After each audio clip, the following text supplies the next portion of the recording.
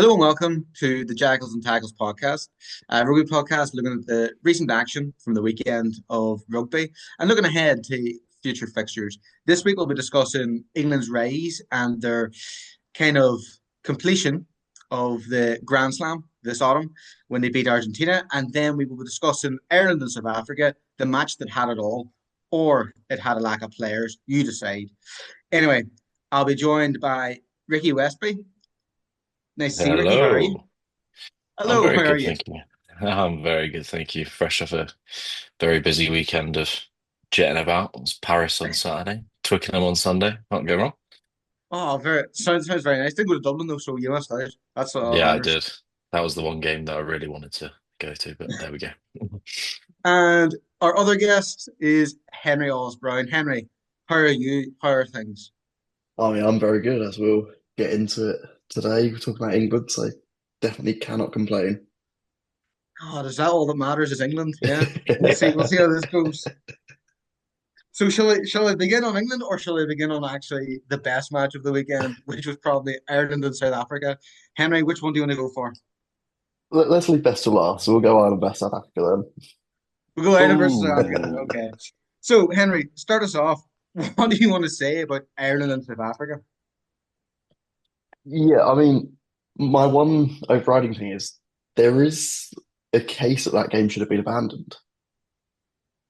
Right. Someone, Okay. someone asked me about that. So, What's well, what? we touched upon it being the number of cards, but if Ireland had gone down to 11 men, then the game would have had to be abandoned.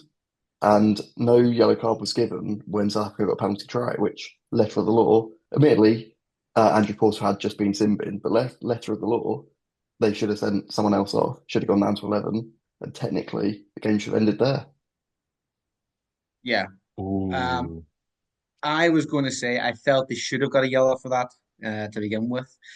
As the only Irish person on this podcast, I've got a lot of thoughts and feelings on the game as a whole. Um, anyway, Ricky, what do you think first before I would probably let loose? I think that's an excellent point. I was just thinking because they had the 20-minute red card. James Ryan came on just as I think their third sin bin, so they would it Yeah, could have been 11. I mean, there's going to be conspiracy theorists out there that would be like, the money was talking behind that, and they weren't letting the game being abandoned. But I don't know. I would probably say you're right. It would be, I think that would probably be too much of a talking point for the sport of rugby as a whole of kind of the abandonment. Look, don't get me wrong, it's not as if it was about player safety. It was just about penalising the same thing over and over again.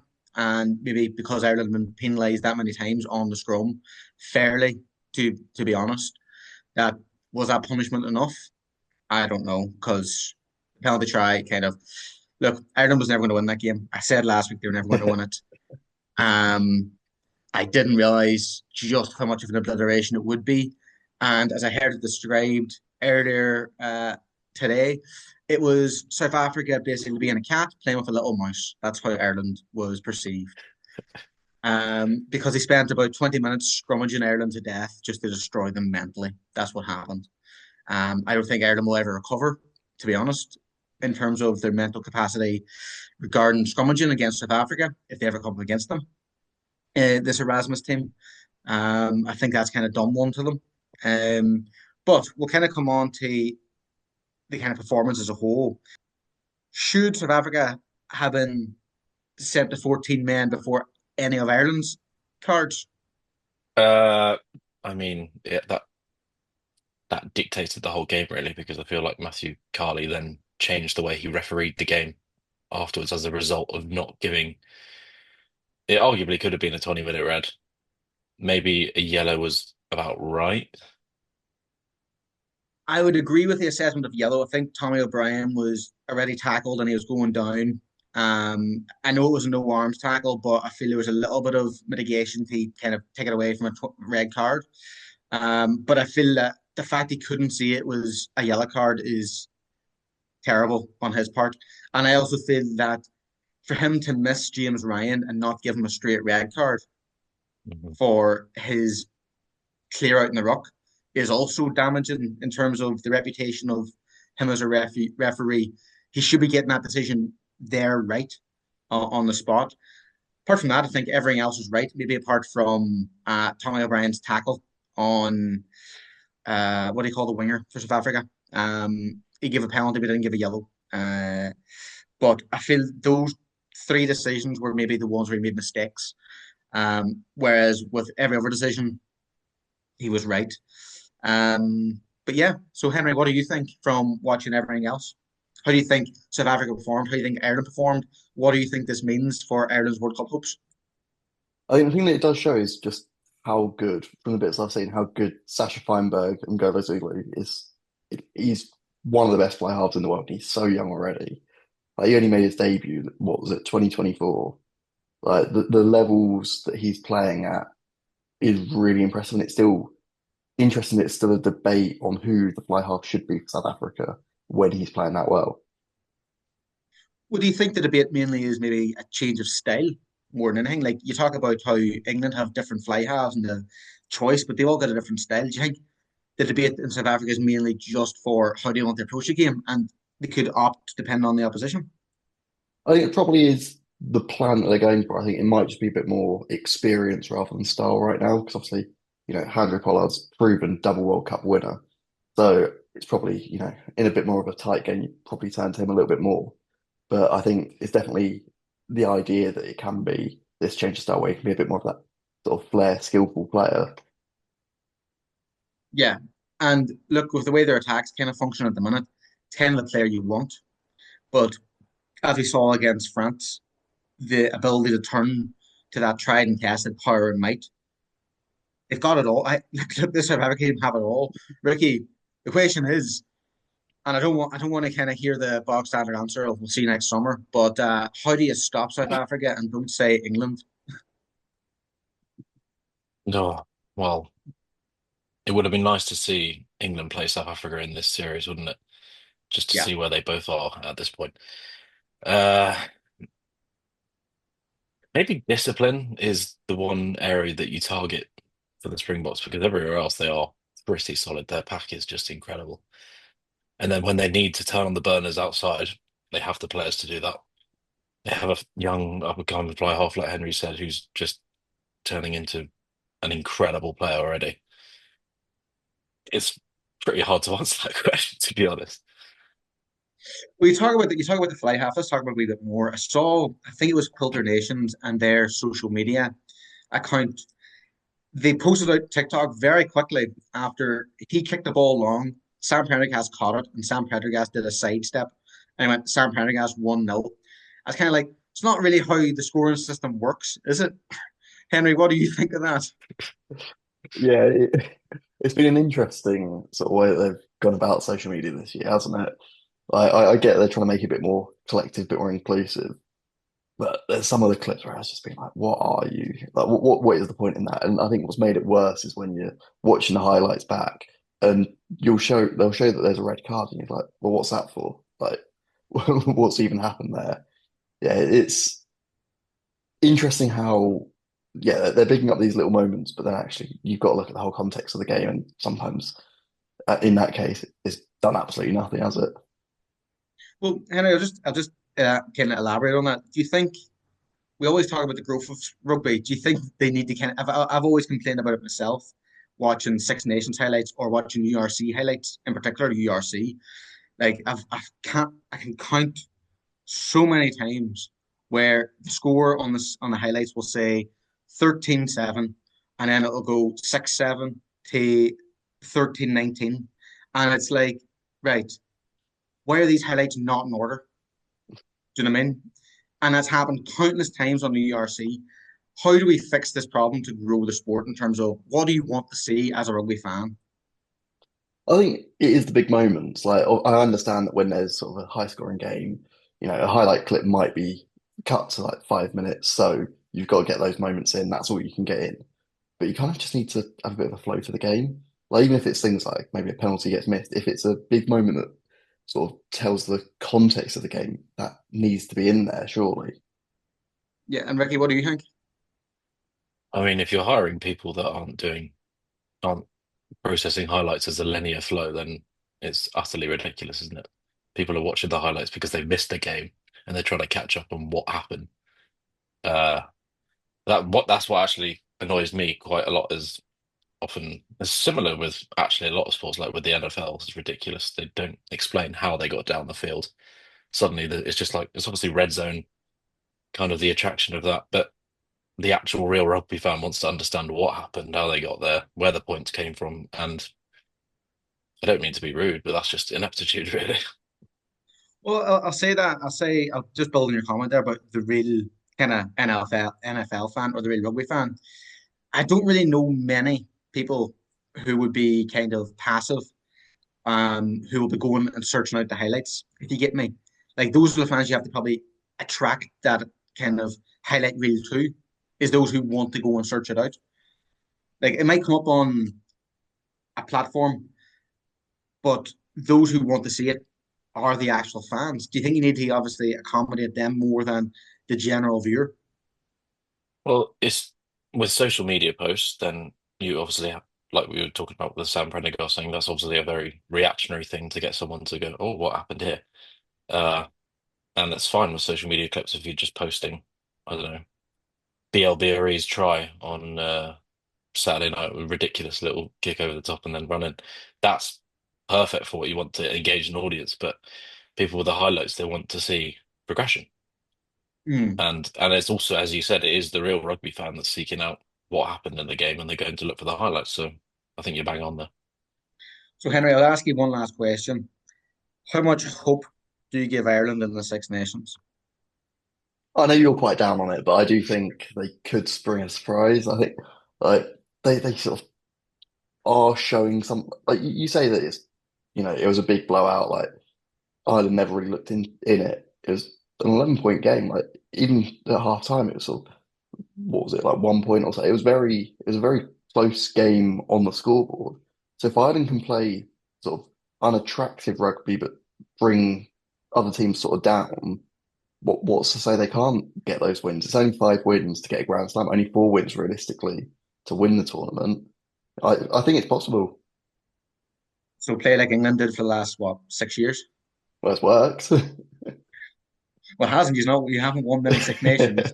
Um, but I'll continue there. Is I personally think that this season they should look to building the squad because they have to travel away to England and they have to travel away to France. Two very tough away fixtures. I feel like he's not brought in new players. I was reading a piece by O'Gara, and O'Gara basically asked the question, what did we learn from the Ireland performance? We already know that their squad is a good squad of players. Maybe we bypassed it, but they are all good players. What new players have we seen come through to actually put their hand up and be like, look, I deserve a place for this next World Cup, or I deserve a place to be pushing you? Have we actually seen any difference in that Ireland squad, Ricky? I will harp on about this until Kingdom Come, but we still don't have a out and out 10 that you think, oh, is Ireland's number 10. I think that's where it truly stems. And then, of course, as you say, we didn't see young blood being pushed through at all, really, over this series. Well, Andy Farrell believes it's Sam Prendergast. Let's just be honest. He does believe he is the 10. Otherwise, he wouldn't have put Crowley on the bench. And also, there was a case being made, I believe, by Ian Madigan that he believes number 10 should be Harry Byrne. Cool. So that is who he believes should be number 10 as I read reports. But anyway, we'll leave Ireland. I've had enough of depression for a bit. Um, let's move on to further depression with England and Argentina. Where do you want to begin? Do you want to begin with the horrible assault of Felipe Contepomi by Tom Curry, apparently? Or do you want to begin on your win? Henry, kick us off. I mean, let's leave the juicy bit till the end. I think what's quite promising that we did really see is sort of inside centre has been a big problem point for England for like the last 20 years. But now we've got three that are genuine international quality. Like it's easy to get that Charlie Atkinson came through and really showed what he can do. Fraser Dingwall's been class throughout the Autumn Nation series, and now Max Ajomo has come in, putting a man of the match performance in his first game at Twickenham, sort of scoring a try, setting up Emmanuel Failboth with that absolutely brilliant crossfield kick. I think England just sort of need to pick one now and stay with it going forwards for the Six Nations, which I probably think will be Fraser Dingwall. But it's promising, particularly if you only look at the first half. The second half, less so. Is that how we're judging rugby these days? First half and that's it. If only. So, Ricky, just to add on that then, do you not see some worrying signs from the second half performance?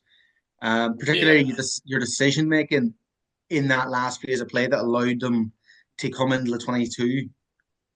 Ultimately, obviously, he got away with it because he'd messed up the line out. But are you a bit worried as well that not everything is fully there? I mean, it doesn't necessarily need to be completely there. I think if you saw at the start of the second half, that's where I think there was a ridiculous stat where in the opening 10 minutes of the half, the possession was 98% to 2%. Yeah. And obviously also there was, I think, around five penalties in a row conceded by England. That is not the start that you can have to a half and expect to win the Six Nations. So if you can somehow manage to turn that around to keep the penalties to a minimum, then maybe there's a very good cause of optimism to say we can win the Six Nations. But and as we saw at the end as well, they were just the skies just apart towards the end. I was surprised they didn't take the quick tap and go for it. But Well, they might have just believed that they had the momentum. That might have been the only thing at that time.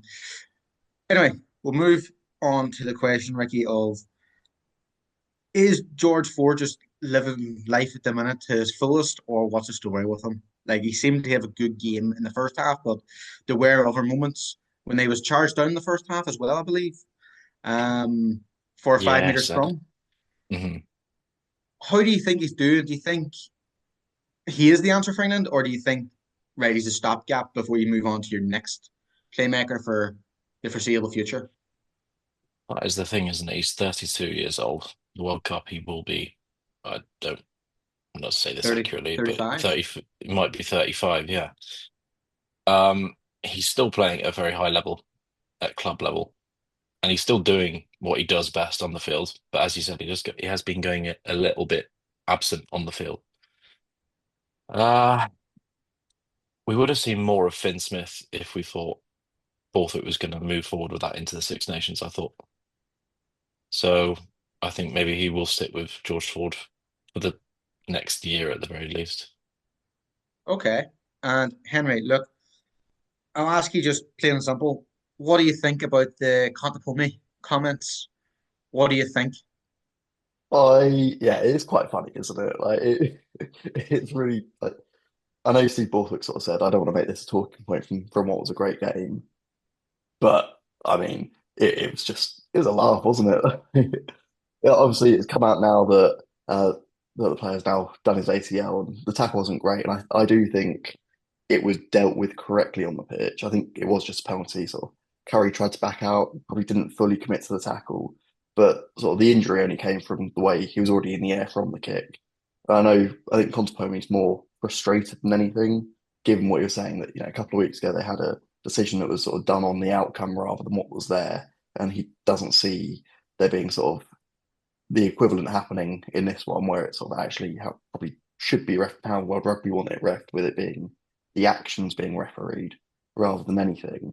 I mean, they nearly won the game because of it, so I don't think they can complain about the actual situation on the pitch. But then, obviously, it spilling out afterwards was ugly, but it was at least as a fan, it was enjoyable to watch. And then, seeing all the players sprint down the tunnel and hearing everything afterwards, it's just a good laugh, isn't it? Well, my question, I would agree with you in terms of I thought it was just penalty. It was a late tackle, and a late tackle is a late tackle. But Ricky, I'll ask because I saw on social media Stuart Barnes calling out a particular journalist regarding it being his, and in quotes, a little late. Is there much difference between it being a late tackle and a little late, or what do you think? Was that what's his name? Was it Will Kelleher? Was that Well, who? Callagher. Didn't Yeah, want to mention his name, but yeah, I mean, yeah, that there's late and then it's just late. It yeah. was a penalty, but then I personally think he's making more of a meal of it because they didn't win. I'm talking, sorry, Contempone, not not Stuart Not Parks. not Kelleher, no. No, no. Um, I think he's making more of a meal of it because they have lost 3 games in a row to England over the summer and now the autumn. And well, they could have easily won yesterday. A lot of frustration building up. Yeah, I understand that. And look, I think personally, is my view is England look to be growing, but so do the Argentinians. It's very encouraging when it comes to the World Cup, to be honest, that you've got teams that are willing to be able to give each other a good battle at the highest level. Now, as you say, we just need to see England play South Africa and you just get absolutely embarrassed. That'll be fun. So, shall I move on to the next big talking point, which is the All Blacks and Wales? Ricky, where do you want to begin on this match? Is there much to begin on this match, or what do you think? Um, I think we've talked over the past few weeks about signs of positivity for Wales, and I've been probably overly harsh towards them. I think I'd like to say that was a real sign of positivity in the grand scheme of things. They did show some heart, and they looked like they were actually bang up for it, which is a lot more than you can say at the end of the Six Nations. Henry, would you say conceding 53 points is positive? Positive? I think scoring 26 points against New Zealand is a positive. I think they're probably looking a bit more at their attack rather than sort of defense can come later. But yeah, 52 points at home, not a great sign. But then, you look at Wales's record against New Zealand historically, a 52-26 loss isn't really standing out as like a big loss compared to anything else that they've had before. So yeah, it's quite as Ricky said, quite a promising sign. Tom Rogers getting a hat trick. How many players can say they've scored a hat trick against New Zealand, let alone when Wales are at the lowest they've ever been? And then I think it was also the most tries Wales have ever scored against New Zealand in Cardiff. Like they're playing with a real sense of identity, which is quite promising to see. Even though they're not the finished product, they are quite a long way off that. But you can really see the progression that is being made slowly as it is. Well, obviously, building on Ricky's comments about the positivity and then just yours talking about the style, what do you believe that style for Wales is in terms of what way they want to approach the game coming forward now? I suppose it's probably they're looking at attack, and I know Eddie Jones was always a big proponent of the idea of World Rugby going in sort of cycles of attack and defence. We're probably in sort of a bit more of an attacking one at the moment, so it probably is sort of prioritising that at the moment. So I think it is kind of just getting players coherently and sort of being on the same wavelength. We'll see what happens this weekend against South Africa, but I think it is kind of just making sure you're on the same page, kind of just playing simple rugby, but playing that simple rugby well. Well, Ricky, talking about that of the game coming up this weekend, is there much point in this game this weekend? Like, they're missing 13 players. We were talking earlier about the lack of tickets sold. What's your view? Well, it's outside the international test window, isn't it? I'm not sure what the goal of it is. Wales aren't in. How many players was South Africa missing as well? Because I've read they were going to miss a few. They're missing quite a few, particularly the ones that are involved in France. Yeah, Um, but obviously they've got the largest pool around the world to pick from, so they could just mm, hand out caps for the crack. So they're missing quite a few of their star players too. yeah. So as as like, what is the point? Genuinely, it's going to be a bit. Maybe it's for a bit of money. Yes, but Yeah, but the question is, how can you make that money when you're not able to sell the tickets? So you're not able to sell an atmosphere. You're not able to sell that experience to. It will impact them probably going forward of TV revenue and sponsorship. So how, what, as I say, what is the point? true, the operational costs are probably going to outweigh whatever they sell in tickets anyway. So, maybe another misguided call from the WRU. Well, this is the thing. They are spending money. They seem to be wanting to try and put wheels on show, but it all seems to be damaging. Like, how do they fix this mess, Henry? That like they keep putting themselves in. Yeah, I do wonder whether, it is the right idea but executed wrongly because it has become quite standard practice, particularly for Wales, to do these sort of outside the test window games. Like, I mean, England did it, which is quite rare against Australia at the start of the autumn, which I think probably would have been a better slot for Wales to go into and sort of play it right at the start, and then they could build from that. Whereas I think sort of having it at the end kind of undermined what you've built because you get a blowout against South Africa, you play awfully. That could be a real confidence knock in a lot of ways. I also wonder whether it'd be a game better suited to sort of lower ranked nation. I appreciate that, they play Fiji have done these sort of out of test window games. They did it last year in Scotland, and it was basically just Scotland versus the Fijian Drua. So I think it could be done like that, sort of play at lower team, get a bit more of a contest. But I just think playing South Africa of all teams at the end of a long window is such a misguided step. Well, I would also point to their clubs. Like we talk about how their clubs are in trouble. Only Cardiff are performing all right in the URC. The other three are sitting right at the bottom of that division. And what they're doing is they have to give back all the players who play abroad outside Wales, and they have to take the players from those clubs that are struggling to represent them, which means in this URC round, they are likely to lose all those games because the best players of those teams will be missing. So again, there's more revenue they'll be losing because they can't get the league sorted because they can't climb the league. Ricky, like, what is the madness? Like, where are they going with this? Well, it's a recurrent theme, isn't it? Things aren't. They're obviously trying to make things better without looking at the bigger picture. Yeah, Uh, the finer details are being missed, as you said. You got three teams just sitting bang at the bottom. It's just not a good look, is it? Really, overall, and they're trying to rebrand that image of we actually know what we're doing, and they're just shooting themselves in the foot. yeah, 100%. And it's really worrying because we still don't know what their decision will be regarding their future. To be completely honest, which club will they go? We don't know any of that, and we don't even know if they might U-turn and save all four clubs and financially find themselves another way. Anyway, shall we move on to France v Australia and talk about that briefly?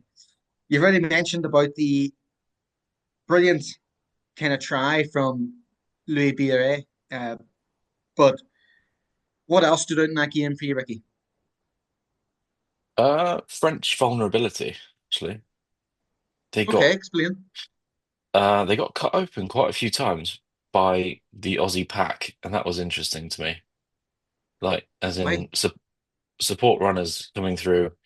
Well, they've let's be real, the Aussies haven't been great in this test window, and I personally thought it wouldn't be much of a game. Thankfully, the Aussies came out and gave the French a really good test, but there's some clear concern in their defence, I think. And building on that, Henry, what do you think in terms of where does that leave France moving forward? Because they lost the first game to South Africa, which was the big one, and it was the first time. Was it the first time ever they lost four games in a row because they lost the three to New Zealand? In terms of kind of test matches, like they did beat Fiji, but they were not great against Fiji either. They did beat Australia. Where are they kind of sitting now? They were viewed as probably the best team in Europe coming into this, but where are they? I think, yeah, it's very strange because they are almost such a lopsided team. Like their attack is probably still the best in the world, I'd say. Like we saw it on Saturday with what was it, 48 points they put on against Australia. But at the same time, their defense is so concerning. It's just sort of letting players slip past tackles, just sort of letting Australia get around them, which is very unlike them recently. So I think that's definitely the big work on they probably need because otherwise teams will just expose them in defence, I think. Is the Welsh coach still their forwards coach or defense coach still? I think so, yeah. Yeah, we were laughing Sean on Edwards. Saturday, but yeah. So what would we say? You're laughing on Saturday because I don't want to say it. He's Uh, been lauded so much in terms of the work he's done, but obviously it seems a weakness. But what are we going to say? oh well, this might be a bit rude, but they were saying the Keep only it reason keep he's it keep it there within is reason. the only reason he's there is to so that Fabien Gaultier doesn't have to speak English, is what someone told me. But no, he's a very good coach. But as we said, there is concern, isn't there? Yeah, yeah. And look, before we move on to the next topic, which we'll be kind of looking at the kind of smaller nations regarding the international window, um, and that does include Scotland. Um, what do we make of Australia and their year? It's been a very, very long year for them. They've lost a significant amount of games. They had one high of beating the British and Irish Lions. They had another high of beating Argentina and a third high of beating South Africa. But where do they actually stand, Henry? I think it's quite strange that they've almost reset themselves in some ways, at least mentally. Like they're sort of now, it looks like they're trying to fit that 4 year World Cup window into like a year and a half, realistically, after the Lions tour. I think they've definitely got some players coming through that are absolutely world class. Like Max Jorgensen sort of showed it on the weekend. Joseph Swiley is really becoming a proper international player. Even like Tom Hooper, when he is on the pitch, he's really like showing that he can be that sort of bedrock of the pack.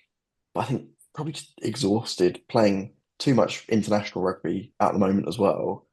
That yeah, they just needs a bit of clarity on where they're going. I think first and foremost, because so much was built towards the Lions series that now it's kind of just that weird hangover afterwards. So yeah, I think the next sort of year or so will really determine where they actually are, whether they can compete at a home World Cup, which I think they probably can if they can sort themselves out.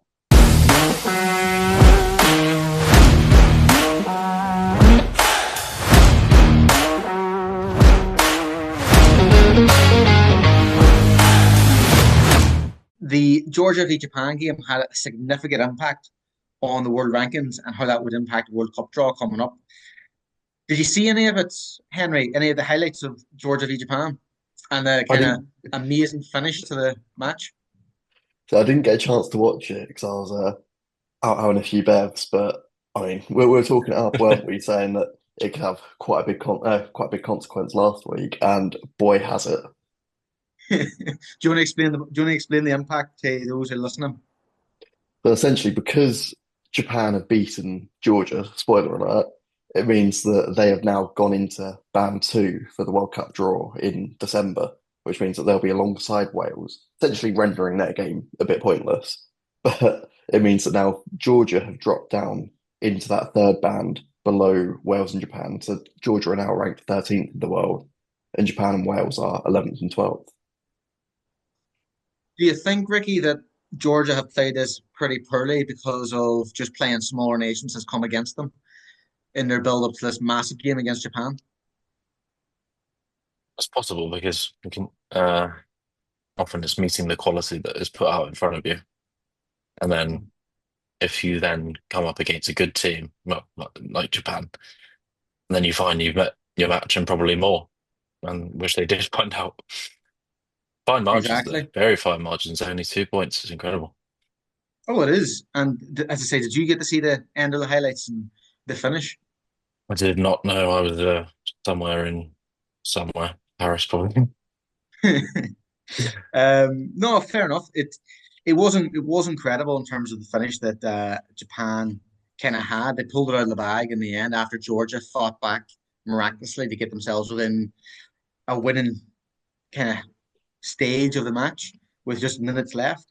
So Eddie Jones is doing a fine job there. So he does. And I think his comments came out recently about the fatigue element of rugby. Have we lost that? Like, Ricky, have we lost the fatigue element with the amount of TMO, the amount of stoppages, the amount of breaks in play? Do we need to get players being tired again and having play flow? The only team that would really benefit is those who have an incredibly strong bench. So that'll be Springboks and England of what I can think about at the moment. Not France. Uh, well, yeah, of course, France as well. But obviously, we've seen the new dubbed POM squad. It's fun to see that being rolled out. Yeah, I mean, it is taking far too long for decisions to be checked, personally, and that obviously gives the pack a breather and everything, and then changes the way the game flows.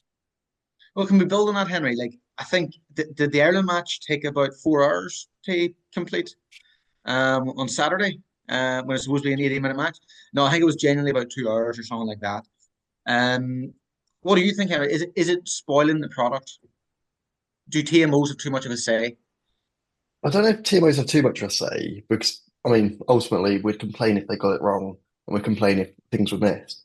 So it's an important thing for them to be able to look at everything.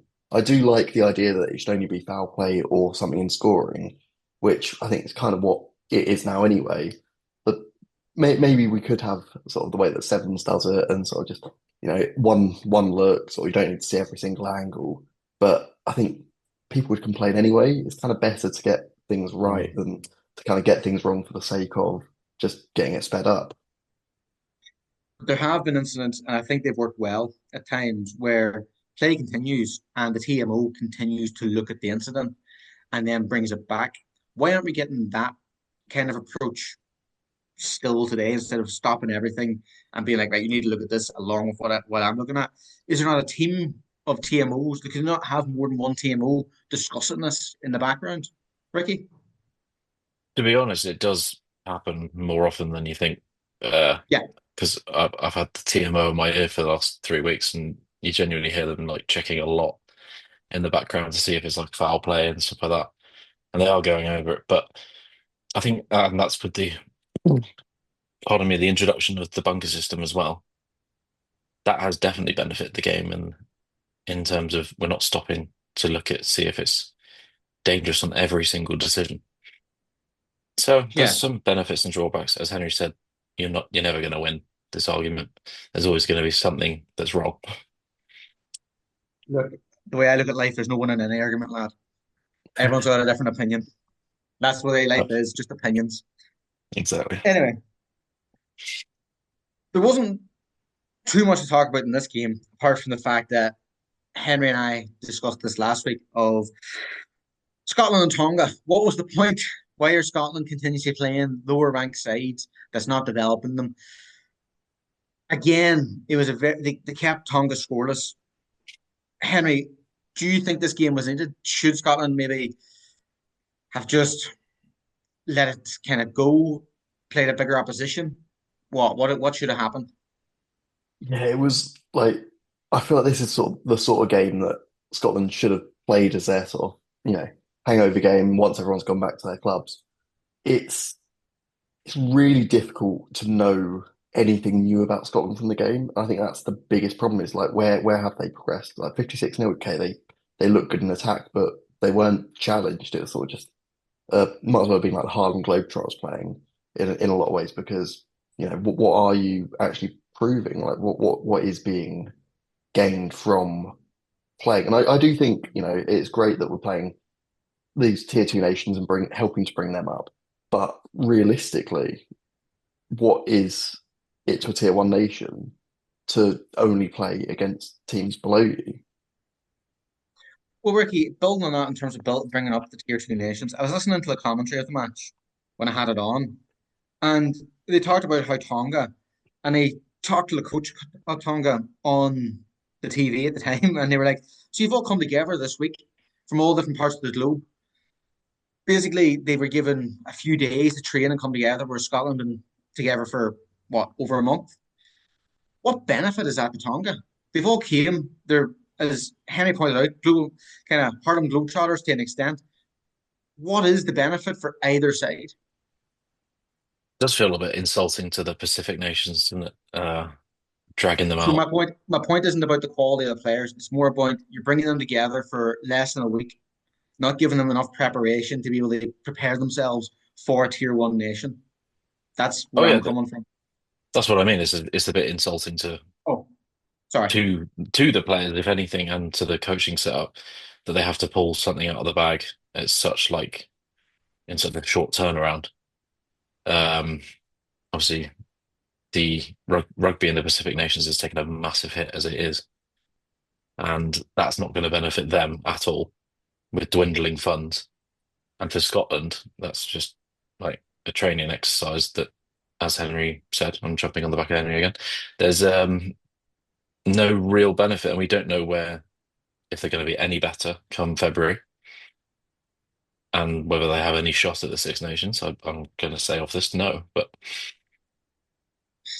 Well, again, just going on what you said about the Pacific nations, Henrik, Tonga didn't play another game during this international window. So they didn't. At least Samoa were trying to qualify for World Cup. Fiji had their fixtures. Like, what is the state of the Pacific nations? Are they getting left behind? They used to be the most exciting and brilliant nations to watch. And don't get me wrong, Fiji are still thereabouts because they are now in this nations championship. But is everyone else getting left behind? Yeah, I mean, we've seen it with the Nation Championship, as you just touched on, saying like Fiji are in this nation, but they're not going to be playing any home games. All their games are going to be at a neutral venue. So it's very much they're kind of the afterthought in a lot of ways of international rugby. I think, I mean, we touched on how last week how Samoa have really sort of fallen from being the best out of the three Pacific Nations teams to now being kind of really, really struggling and being properly in the doldrums. I think Tonga's always sort of been they've always been like the second or third team. They've not really had their moment to shine. And it's quite disappointing to see that they're then not being given sort of any steps to succeed. And we've seen like Fiji has been fantastic for building Fiji into realistically a tier one nation. And I'm like Moana Pacifica's doing good things and they're sort of helping sort of create a pathway for those other Pacifica teams. But I think that there does need to be sort of another step between to kind of bring those teams together, whether that's sort of a internal Oceania Championship, sort of like get a few clubs going there that are then playing as like franchises in their own sort of mini Super Rugby thing, or get Moana Pacifica playing in Tonga and Samoa more, or where maybe they can have their own teams rather than it being actually run by New Zealand. I think that's probably what needs to be done because at the moment they're just sort of sitting behind and kind of just having to watch the world go by otherwise. Well, no, I know I made the comment about Scotland in terms of not really testing themselves, but to be fair to Scotland, they did tour the Pacific nations in the summer, bring in a tier one nation down there. I was interviewing Donica Ryan, I was interviewing Alton Delan, and we were talking about the Ireland in America to try and grow the sport there. And it did come up in terms of why don't bigger nations go to the Pacific Islands? Imagine being able to have that in your CV in your career of you've went there, you've played in those countries. Why wouldn't you want to go? Like we were talking to Delan about Russia. Like he went to Russia and said it was the best experience of his life with Connacht. And they're all wrapped As a up in all the player, blankets and everything. exactly.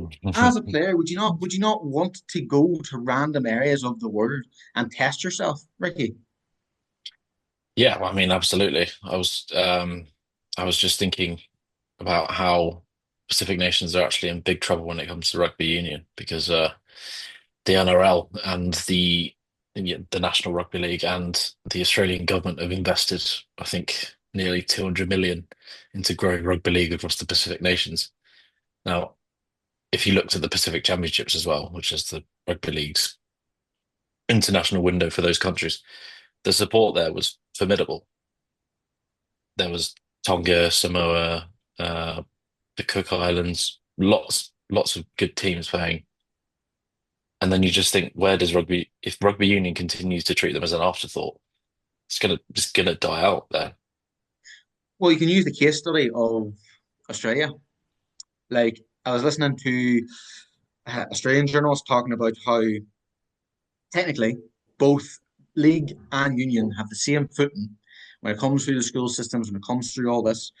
But the difference is rugby league is scouting the players a lot younger because they get the money to go and scout them and bring them into the league and bring them professional players before union even has a chance to get their hands on them. What you've just kind of put there is that's going to happen now in the Pacific Islands as well, where league is just going to get their hands on them and make them stars and give them the world, which is fair. That's what you want as an individual, and that's what you want as a player. But from what Ricky said, do we now think maybe Henry Union need to act within the next year? I think definitely. I think the problem is that there's been sort of issues with alleged corruption in throughout the Pacific Islands, and it's not been a stable place for a governing body to be. And there have been efforts. There have been sort of like combines and everything. That there have been efforts to grow the game there, but you've got to either fully integrate them or not. You can't just sort of have them sitting on the sidelines waiting for when it's relevant and waiting for when it's a good time for you to bring them over. And I think like the whole thing of players can switch allegiances. We saw it with Tamani at the weekend as well, becoming the oldest debutant for any like World Cup nation at 39, which is great to see. And maybe there's an argument that Manu Tuilagi can go for Samoa for the next World Cup. That I'd love to see that. That'd be a really good international send off for him. And I think that's something that can be really good. But you kind of need to actually make that a thing that they can do because it's all well and good having these players come in and sort of go, okay, I'm going to be an international rugby player for this smaller nation. But if they're not being given a chance to develop with those teams and sort of play for them before the World Cup, and if they're just sort of having to come in at the last minute and just kind of step into the shoes, you're not going to actually create any progress. You need to create the platform, create the regular games, which maybe the Nations Championship will do with the second tier. But I'm worried that actually shutting them out further is only going to make that worse. Well, you talk about a lot of different things there, but obviously their players have been poached by the likes of Australia and New Zealand as well. They're better players.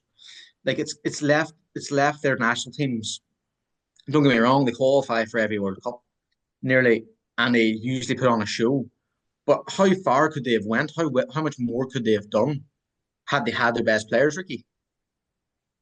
Well, exactly. I mean, England and Ireland and all the big, sorry, I just have to say, but all the big nations are poaching the best talent from teams, their countries like the Pacific Islands. And how are they meant to grow? Like they're going to be inspired by big central focal figures on the island that play for their country. If we're just Yeah. poaching them, how is anything meant to like? How are you meant to inspire? It, it's tough to grow based on that. Oh, yeah, 100%. And look, it is something that we've all I would say growing up myself, sounds like you are the same. You loved when your country was playing a Pacific nation because you didn't know what you're in for. You're in for a bit of excitement at a bare minimum. Be that from high score game, be that from a bit of excellence. There would always be something. Do you know what I mean? Anyway, so I move on to a new worrying trend that might be starting. Hopefully not for the long term, and hopefully it gets shot down very quickly. But Henry, I would say, city rivals potentially in terms of the London Irish. They've done something miraculous, haven't they?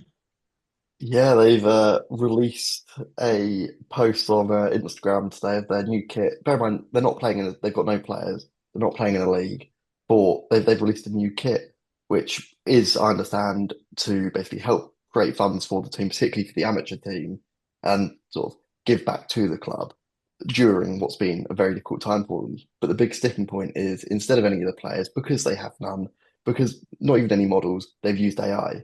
And even when you look at this video, the kit's even been put on an AI. You see sort of the badge wobbling about slightly. It just looks, it's so uncanny valley. It's so just off. It's quite sort of I mean, there's been in the comments, there's been sort of people that have worked with the club in that past, basically turning around and saying like, this is very disappointing that is if this is the way that you are looking to present the club. When we've seen how good Worcester have been, even on social media, how good Worcester have been since they've come back and actually creating a real community with, or recreating that community with the club. So if that's the way that you're going to present the club when it's trying to come back, what does that actually mean for the future? Well, building on what you've just said about the community, Ricky, like you're a rugby fan, you got the teams that we support, we got local everything. If they're starting on this kind of footing where they're already annoying their fans, former staff, other kind of opponents, will they actually succeed or not? Like they might say they want to come back, but if they're really not getting any backing because they're losing all the goodwill, as Henry pointed out, as Worcester went under because of bad ownership and all this, but they've come back and there was a lot of excitement around who they're going to get, what kind of their kind of social media output as well of here's our player, can you guess who he is? Have they kind of shot themselves in the foot with this, Ricky?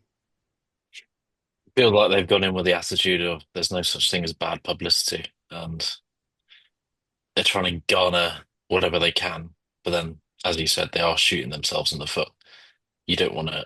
If old members of staff are commenting and saying this is not the way to do things. That speaks volumes about how wrong they're going about it. Well, look, whenever I was younger, I'll be honest, I didn't have really any kind of skin in the game or interest in the Premiership.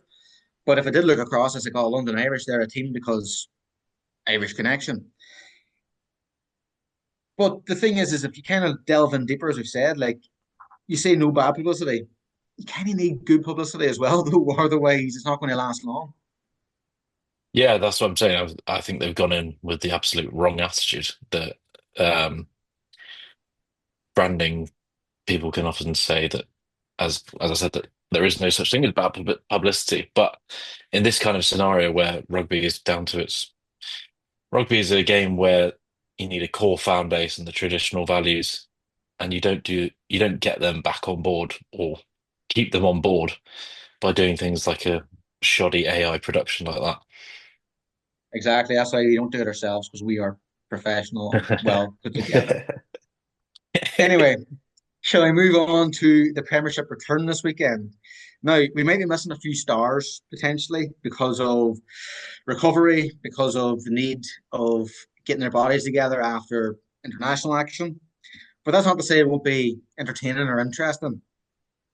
So I'll begin with a team that could have ended up in London Irish's position had he not been soullessly bought over by an energy drink company that I won't name, as they host the Tigers. Henry, what do you think? How do you think that's going to go? Yeah, I can't see Newcastle getting the win just yet. I think they are building something quite promising. It's quite nice to see how they've been targeting the Prem Cup in particular to kind of build that foundation and say like, look, we want to actually have something tangible. We know we're not going to compete just yet, but I think it will be a Leicester win. But it's promising signs, and I think Newcastle will show what having actually a full squad together during this international window has been, how productive that's been for them. Well, Ricky, building on that, like Bristol under Pat Lam, they went and targeted the Prem Cup to help build them when they were first coming up towards the Premiership. Do you agree that that's the right way to go for Newcastle at this minute in time? Just build and try and get confidence before taking on the Premiership? Absolutely. If we can learn anything from Wales, is that confidence is a massive factor in actually producing anything on the field. And they've had their confidence bludgeoned, and it's similar to Newcastle. If they target the cup where they can get wins, it'll do them a world of good. Um, I'm not a big fan of the Prem Cup this year because they kicked out the championship teams, but it will be good for them to build, and hopefully they can sustain the challenge. Well, that's on Friday night, so we're all saying Leicester win, are we? I think so. Okay. Moving on to Seal Sharks and Exeter. I don't want to kind of be ringing the sirens too early, but I feel like this is a must win for Seal, but regarding their ambitions for the season. It's what, 5 games in? They've won two, lost three, and this is a home game against a team that's currently fighting near the top of the table. Do they need to win it there, Ricky? Ah, it's a bit early to say that it's a must win, but they are. They aren't good on the road. They need to win their home games. Yeah, you make a very good point actually, and that 5 points outside the top four. I still think it's too early to say it's a must win, but it would be very handy if they did win, obviously. Can you see them winning, or do you think that Exeter will have too much? I'm gonna opt with Exeter, I think. Okay, fair enough. And Henry, do you want to chime in for us, please? Yeah, there's a few teams that are sort of in that weird position where it's kind of it's a must win, but it's not quite a must win. It's too early for that. I think it is too early for that, especially with them not having their internationals back just yet. They won't have George Ford, they won't have Tom Curry, they won't have sort of some of the big stars that really will give a bit of momentum sort of later down the line. But I think Sale might edge it just because of the home advantage. I think sort of the autumn's probably been a bit disruptive for all the teams. It's a bit of a fresh start. I think Sale just about, but I think it'd be a good contest. Okay, fair enough. Having obviously worked closely with Sale, I hope that they win, and I can only see them winning at home. I just don't trust them away from home, so I personally do think it's a must win for them. Um, Do you want to stick on must wins? And Gloucester need to win a game, don't they, Henry? It's just a shame that And a team stand in the way of them. yeah, it's if anyone's a must win that's going to sort of say the trajectory of the season, I think this is the game because Quins are in just of an awkward place as Gloucester. I think them and Sale are the three teams that are in quite an awkward position where anything could happen from here. Like I'm gonna, it's tough for me to say, but I am gonna edge Gloucester again on the home advantage. We saw what they did against Quins last year at home, nailing them, which was an awful game to watch, at least from Mm. a Quins perspective. But yeah, I think Gloucester have got some really good, sort of almost international level talent with the likes of Will Joseph, sort of coming in and proving themselves this season. Whereas I think Quins have kind of been ravaged by injuries early on, and it's just not clicked to them. It's been very disruptive. And maybe, they've had a bit of time together during this Prem Cup period, during this international period, to kind of rebuild and regroup. But I think Gloucester will have it. And Ricky, do you want to add on? Like, I'll say that I feel that Gloucester's position's a bit of a false position. I feel they've played very well in quite a few games, and they've not got themselves over the line. I can see this being a pretty dominant win for Gloucester, being honest. What do you think, Ricky? Hmm. I think I'm I don't know why I want to go with Quins. I just have a feeling. I mean, if you look at defensively, Gloucester haven't been all there. Um, I just have a feeling that they might nick something on Saturday. Quins Okay, fair away enough. on the road, turn around their stale form, I think is the best way to say it. And we'll move on to maybe the more exciting games coming up over this weekend, which is Bristol's at home to table toppers Northampton. What do you think, Ricky? How do you think that will go? Uh, with the international window just closing, I'm going to say Bristol, just because Northampton, the core of their squad is in that England team, isn't it? I think Bristol will take this one, home advantage as well. Bristol are missing some of their Fijians. Don't you forget, they're internationals too, man. No Pacific bias. No. Henry, what do you think? Yeah, I've definitely got. I've got a side with Ricky there. I think Northampton have been the form team this season, but we've seen what's happened to them in the past where they've not had those international players. It's crumbled a little bit. Their entire backline basically won't be there. And Callum Chick's been a revelation for them at number 8 this year, but I think Bristol were just they'll just edge it. I think. Yeah, I would agree with both of these, to be honest. All kind of comments aside. And finally, Saracens be back. How do you think that will go, Henry? I mean, it's really hard for me not to sort of put a bit of bias in here, but I think Bath will be really trying to make a statement with this. It's two teams that are really fighting for top four, and they are really like two of the form teams. I think Bath will do it. I think it'd be another great contest, but I think Bath. So we've got 10 And minutes. Ricky? And Ricky? I am going to go with Bath as well, purely because I don't like Saracens. No one likes Saracens, man. That's not a fair argument. True. I mean, Bath are fairly insufferable as well. Yeah, but So, they didn't break the financial rules the way that Saracens did they? I mean, you look at their squad now; it's ridiculous, though, isn't It is ridiculous, but they've not been proved of anything, so I'm not going to say anything as of yet. So it? Let's not libel anyway, ourselves. it's that's why I'm holding us back. It's okay. Anyway, we'll move on to the ERC to an extent. I've put out four games which might be worth talking about. Like Dragons are playing Leinster, and we talked about the struggles of Wales. So I don't really think that's a contest, and I don't think there's a few contests worth speaking about. Yeah, and I mean But Leinster have I been kind pretty of, rubbish this year. lad, to be fair, I'm not a Leinster fan, so it doesn't bother me. I am very happy. But knowing how massive their squad is, and I don't want to say it, the Dragons aren't any great shakes. I think they've got it in the bag this weekend. I can see them getting a one. Um, think they'll Look, be all right. I'll move on to the biggest game, which would be Munster versus the Stormers, the two top table teams at the top of the table. I think because of the lack again of international players, Munster might edge this. With the Stormers players obviously making that travel to the south of Ireland. What do you think, Henry? I do think that, as you just said, that travel is going to be a real big factor for the Stormers. Obviously, they won't have all their South Africa players either, so that probably would have made the journey a little bit nicer. But yeah, I think home advantage is going to be quite crucial here in this top of the table clash. And Ricky? Yeah, I've got nothing else to add on that. I'd agree. It's just the distance is a massive factor, isn't it? Perfect. Next up, I was going to go for Zebra and Cardiff. Now, the reason I've chosen this one is because Cardiff are the only team that are kind of performing from Wales in the URC this season.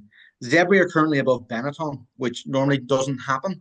Um, but Cardiff are in the top four and they're fighting at the top of the table. I don't want to say it's a must win, but it kind of feels like a must win to keep the kind of Welsh momentum going in terms of just keeping that confidence and keeping that flow going for the nation after a mixed international window. Would you say, Henry? Yeah, I think the thing that's going to really shoot Cardiff in the foot here, as we mentioned earlier, is the Wales South Africa game, and I think that's probably going to be the deciding factor more than anything, and that could be quite consequential for the rest of Cardiff season going forwards in terms of taking momentum into the rest of the URC. So I'm going to edge Zebra here. Okay. Ricky? I'm going to go with Cardiff. I feel like just looking at the table defensively, Zebre defensive bit turnstile. As we mentioned, the international window will have an impact on Cardiff, but I think home advantage as well. I'd be edging Cardiff slightly, just a wee bit myself. Now, just going to talk about the two final ones, which is Connacht and Sharks, because Connacht haven't got going. They put in some good performances, but they haven't got the results for these performances. Sharks, they are the Real Madrid, the Dallas Cowboys. They are the money spending club of South Africa with all the stars that can't seem to get it right at times. And they're missing their stars this weekend. So do you give any hope to Connacht at home, Henry? I think so. I mean, what are they? They're 12th and 13th in the league. Like, I think again, it's going to be the same story of that international travel is going to really take out of them.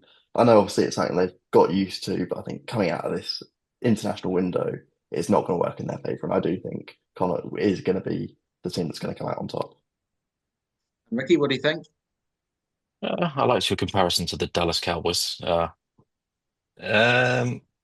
I think Connacht home win, travel, all that pretty, Fair enough. yeah, pretty evenly matched. Fair enough. And the last one is obviously my team, which is Ulster playing Benetton. Ulster have had a fantastic start to the season, which is unexpected. Although they are kind of missing the heartbeat of their team for this match in Stuart McCluskey, having got injured during the international break. How do you think it will go, Henry? I mean, just to spite you, I am going to back Benetton. I'm joking. I think, yeah, if you look at the table again, like Ulster are fifth, Benetton are 10th. I think it's going to be another like Ulster haven't really been impacted by the Ireland squad that much over the last year or so. I think they're probably in a bit more of a healthy position in terms of squad unity going into the game. So I think Ulster will probably have it. I know you're discounting Ian Henderson playing against New Zealand, along with Stuart McCluskey and uh, Jacob Stockdale there against Japan. You're not being very fair to Ulster, lad. And Timoney as well. God. Anyway, Ricky, what do you think? Yeah, I'm not going to discount that they've had big losses to the Ireland squad. Um, I'm going to edge with Ulster. I think just Fair, yeah, feels right to me. Home advantage. fair enough. Well, look, we'll leave it there. And I just want to thank everyone who's listened this far and hope they've enjoyed the content. And look, I'll thank you, Ricky. Thank you very much for joining us, despite your worldly travels this weekend. Thank you for naming me first as well. That's nice to hear. You're welcome. And Henry, thank you for coming again this week, and your input is always admired. As always. Look, as I say, thank you very much for listening, and we'll talk to you again next week.